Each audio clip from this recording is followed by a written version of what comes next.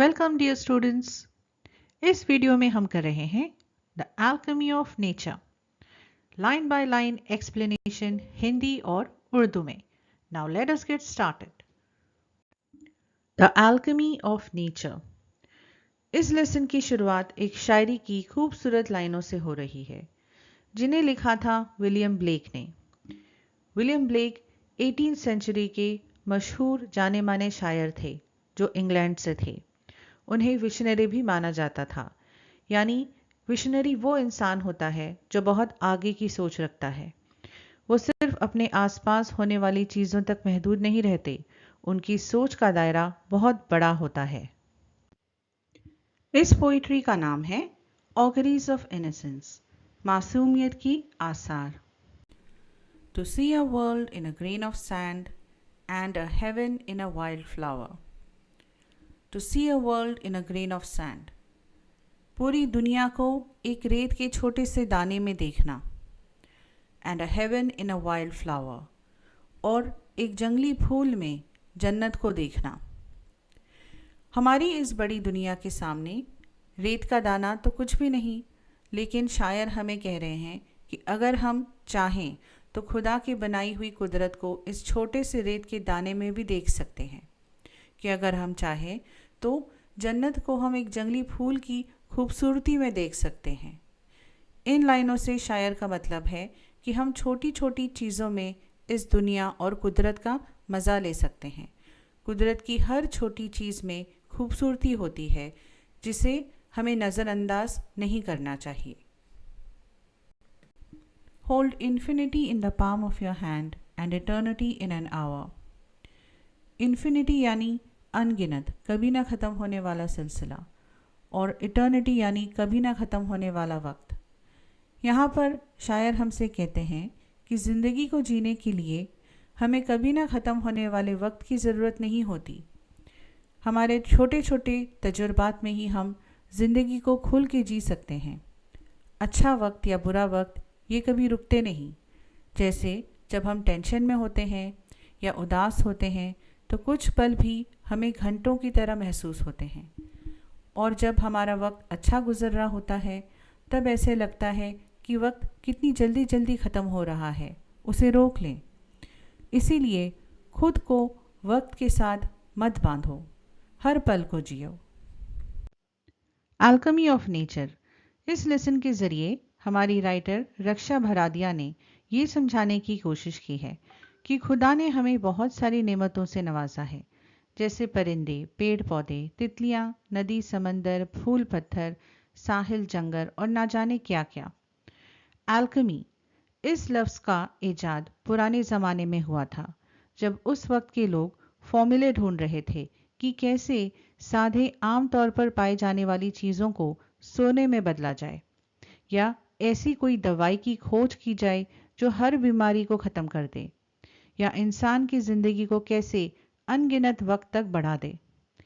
Alchemy यानी वो जादुई अमल जिससे किसी चीज़ का ईजाद, क्रिएशन होता है या तब्दीली, ट्रांसफॉर्मेशन आती है।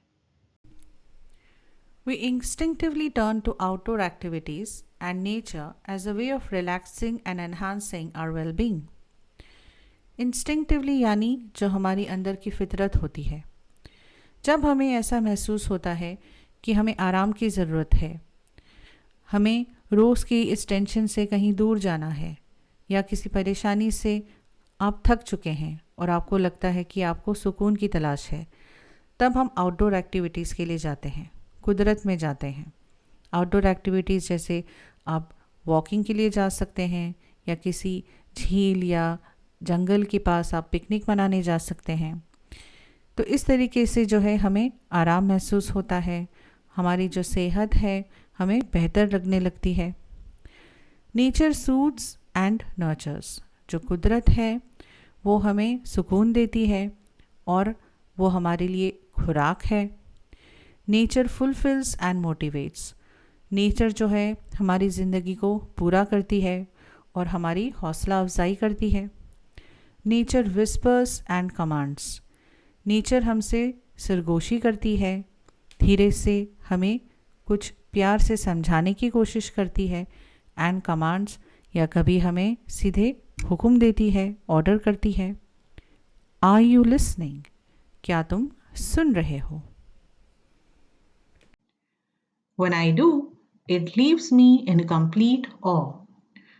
यानी जब मैं नेचर की सुनती हूँ तब मैं बहुत हैरत में पड़ जाती हूँ। Awe, a feeling of respect with wonder. हैरत में पड़ना लेकिन रिस्पेक्ट से यानी एहतराम से, यानी ऐसी चीज जो आपको लगती है कि कितनी अच्छी है लेकिन हैरत अंगेज है। We have a hibiscus plant in our garden. हमारे बगीचे में एक हाइबिस्कस प्लांट है। हाइबिस्कस का फूल यानी जिन्स का फूल, जासवंती का फूल। Every fortnight a flower blooms on it, big, bright and tender. हर 15 दिन में, फोर्टनाइट यानी हर 15 दिन में, उस प्लांट में, उस पौधे में एक फूल खिलता है जो बड़ा होता है, चमकदार होता है और नाजुक होता है। Through the day it smiles with the sun and dances with the wind. पूरे दिन वो सूरज के साथ मुस्कुराता है और हवा के साथ नाचता है। But as evening approaches, it starts wilting. लेकिन जैसे ही शाम आने लगती है वो मुरझाने लगता है। विल्ट होना यानी मुरझाना। The morning after it withers completely, and by evening it falls and becomes one with the earth again. और अगली सुबह वो पूरी तरह से झड़ जाता है। विदर यानी झड़ जाना। और शाम में वो नीचे गिर जाता है जमीन पर और जमीन से मिल जाता है। To become one with earth again यानी कि जमीन में, मिट्टी में जाकर मिल जाना। The flower comes to life only for a day, yet it does so in full splendour. तो ये जो फूल है उसकी जिंदगी सिर्फ एक दिन की होती है, लेकिन उस एक दिन में वो एक शानदार जिंदगी जीता है। What if we too lived our life, however short, to its fullest? और अगर हम भी इस हाइबिस्कस प्लांट की तरह, इस हाइबिस्कस फ्लावर की तरह अपनी ज़िंदगी को भरपूर तरीके से जिएं, चाहे हमारी ज़िंदगी कितनी भी छोटी क्यों ना हो। We went to a rocky beach and saw the spread of the majestic ocean and the rocks alongside, carved, sculpted, and shaped by the water. हम एक पथरीली समंदर के साहिल पर गए और वहां हमने देखा कि जो शानदार समंदर है वो फैला हुआ है दूर दूर तक, और जो उसके किनारे पे जो पत्थर हैं वो तराशे गए थे, नक्काशी बनाई गई थी उनमें, और उनमें अलग अलग किस्म के शेप थे, और ये सब पानी के वजह से हुआ था। Water is so gentle, rock so hard, yet as the water flows over it every day for years, the rock gives in. पानी इतना जेंटल होता है यानी इतना नरम मुलायम होता है, या उसकी जो ताकत है वो रॉक के मुकाबले कितनी कम होती है, और जो रॉक होता है वो इतना सख्त होता है, लेकिन फिर भी जो पानी है उसका जो बहाव है, रोज जो पत्थर है सालों तक इसी तरह उस पर वो उसका जो पानी है वो गिरता रहता है पत्थर के ऊपर, और आखिरकार जो है पत्थर गिव्स इन यानी पत्थर जो है वो हार मान लेता है। It takes the shape that the water commands. और जो पानी है उसका जो हुक्म है वो पत्थर मान लेता है और वो उस हिसाब से उसका शेप ले लेता है। Our problems are so colossal and we are so small, yet if we persist, हमारी प्रॉब्लम्स कितनी बड़ी हैं, colossal यानी extremely large, बहुत बड़ी, and we are so small, और हम इतनी छोटे हैं, yet if we persist, persist का मतलब होता है कि डटे रहना, और अगर हम डटे रहे तो ये जो सेंटेंस है ये डॉट डॉट डॉट से एंड हो रहा है, यानी ये जो हमारे राइटर है उन्होंने अधूरा छोड़ा है। यानी वो चाहते हैं कि आप जो है इस सेंटेंस के बारे में सोचें कि हमारी मुसीबतें इतनी बड़ी-बड़ी होती हैं, लेकिन हम इतने छोटे हैं, लेकिन हम अगर डटे रहे तो क्या हो सकता है? We saw small bits of grass peeping through the small cracks in a concrete pavement. Concrete pavement यानी जो पक्का रास्ता होता है, जो सीमेंट से बना हुआ रास्ता होता है, रोड होता है, उसमें हमने कुछ छोटी दरारें देखी, स्मॉल क्रैक्स देखी, जिसमें से छोटे छोटे हमें घास के जो है पत्ते दिखाई दे रहे थे, जो उसमें से पीप कर रहे थे, यानी वो अपनी छलकी दिखा रहे थे, झांक रहे थे. It left us thinking. However impossible things may look, there is always an opening. तो ये जब हमने नज़ारा देखा तो हम ये सोचने पर मजबूर हो गए कि चाहे चीज़ें कितनी भी नामुमकिन नज़र आएं, इम्पॉसिबल नज़र आए, लेकिन हमेशा एक ओपनिंग होती है, यानी कोई ना कोई रास्ता ज़रूर निकल आता है. We saw a tree bear all of its leaves in the cold winter months. हमने एक दरख्त देखा, एक पेड़ देखा, जिसके पूरे जो पत्ते हैं वो झड़ चुके थे. और ये कौन सा मौसम है? ये सर्दियों का मौसम है, ठंडा मौसम है. We thought its chapter was over. हमें लगा कि उसकी जो कहानी है वो अब ख़त्म हो गई. But 3 months passed.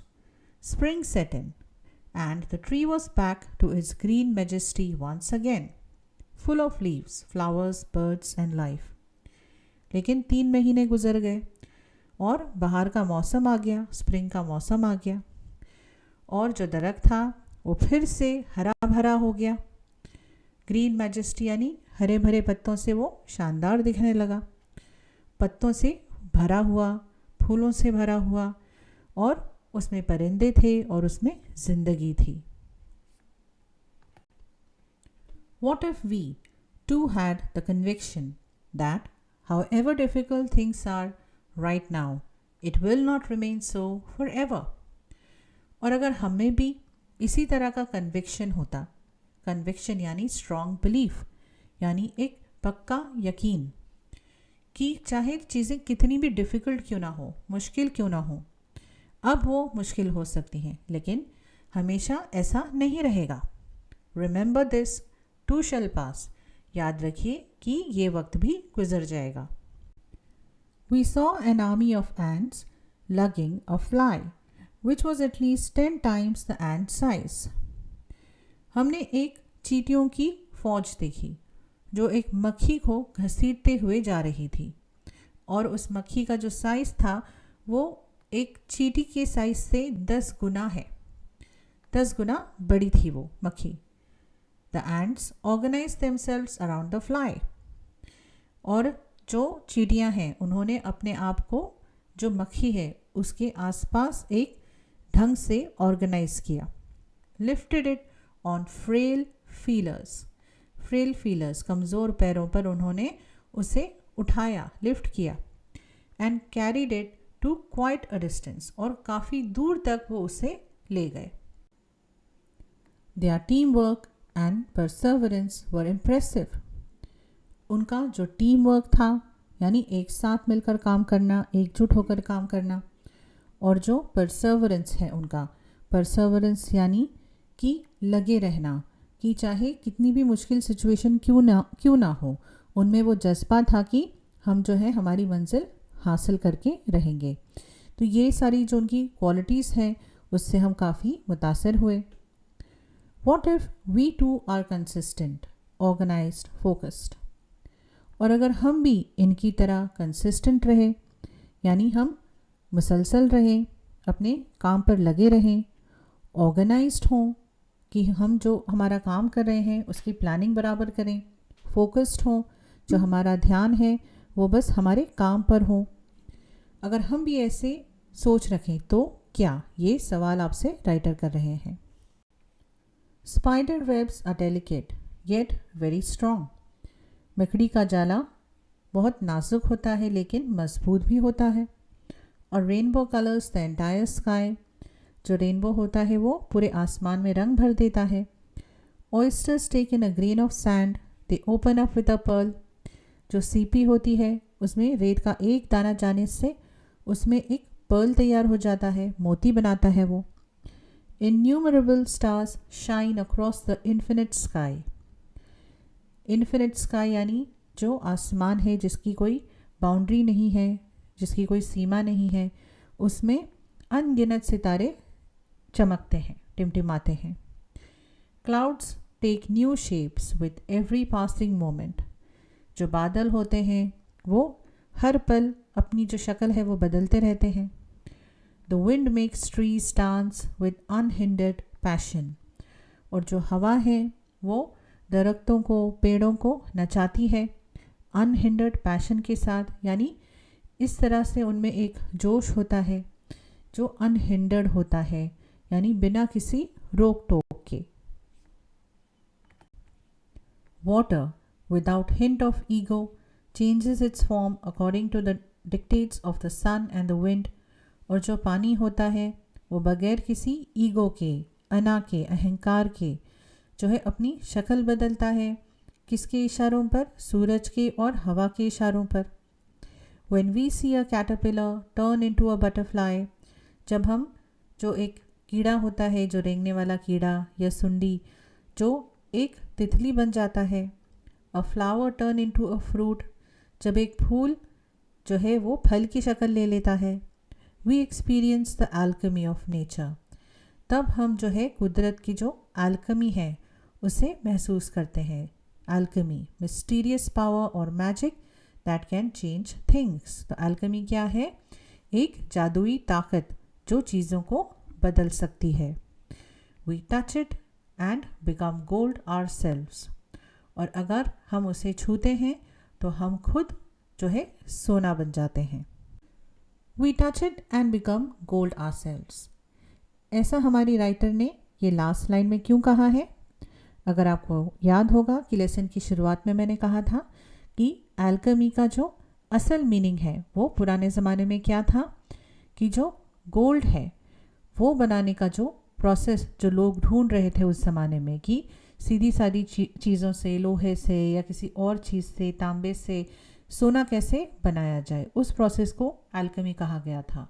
तो अब जो है हमारी राइटर हमसे कह रही है कि अगर हम कुदरत के साथ अगर हम दोस्ती कर लें, उसके साथ रिश्ता बना लें, उसकी हर छोटी छोटी चीज़ का शुक्र अदा करें, तो हमारी ज़िंदगी पर उसका गहरा और मुस्बत असर हो सकता है, पॉजिटिव असर हो सकता है.